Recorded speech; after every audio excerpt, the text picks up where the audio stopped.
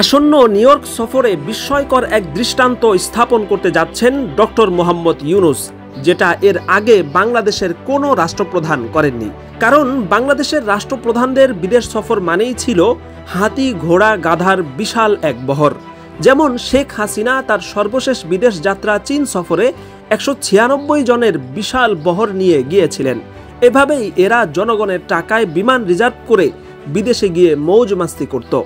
বিপরীতে ডক্টর ইউনূস জাতিসংঘের অধিবেশনে যোগ দিতে নিউ ইয়র্ক যাচ্ছেন মাত্র 7 জন সফর সঙ্গী নিয়ে। হাসিনা সরকার দেশের যে পরিমাণ ক্ষতি করে গেছে, সেক্ষেত্রে ব্যয় সংকোচনের অংশ হিসেবে ডক্টর ইউনূস এই সিদ্ধান্ত নিয়েছেন বলে জানা গেছে। পররাষ্ট্র উপদেষ্টা তৌহিদ হোসেন গণমাধ্যমকে জানিয়েছেন, আগামী 22 থেকে 27 সেপ্টেম্বর পর্যন্ত প্রধান উপদেষ্টা নিউ ইয়র্ক সফর করবেন। এই সফরে তার সঙ্গে থাকবে এমন একটি প্রতিনিধি দল যার সদস্য সংখ্যা মাত্র 7 জন। উল্লেখ্য, শুধু স্বৈরাচারী হাসিনা নয়, বরং তার সরকারের বিভিন্ন মন্ত্রণালয়ের কর্মকর্তাদের অকারণে বিদেশ যাওয়া ছিল অতি সাধারণ বিষয়।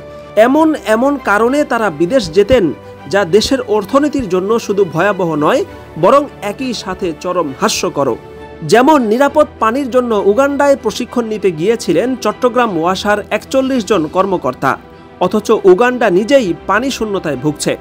আফ্রিকার এই দারিদ্র পীড়িত খরাপ্রবণ দেশে বাংলাদেশি কর্মকর্তারা গিয়েছেন নিরাপদ পানির প্রশিক্ষণের জন্য।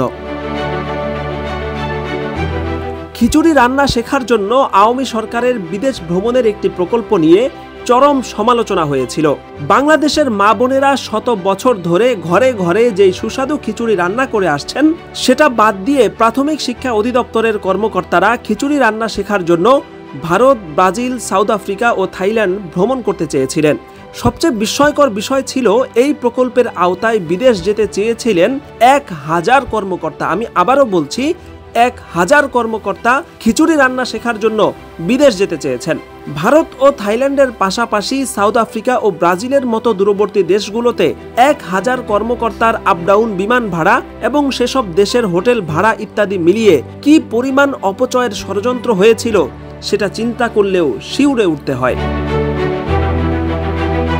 নিরাপদ পানি, পুকুর খনন এবং খিচুড়ি রান্নার মতো হাস্যকর বিষয়গুলো নিয়ে আওয়ামী সরকারের কর্মকর্তারা জনগণের টাকায় বিদেশ যাত্রাকে পিকনিকে পরিণত করেছিলেন। এ কারণেই জাতিসংঘের মতো গুরুত্বপূর্ণ মিটিংয়ে মাত্র 7 জন সফর সঙ্গী নিয়ে ডক্টর ইউনূসের এই বিদেশ যাত্রাকে দেশের অর্থনৈতিক উন্নয়নের বিরাট একটি মাইলফলক হিসেবে বিবেচনা করা হচ্ছে।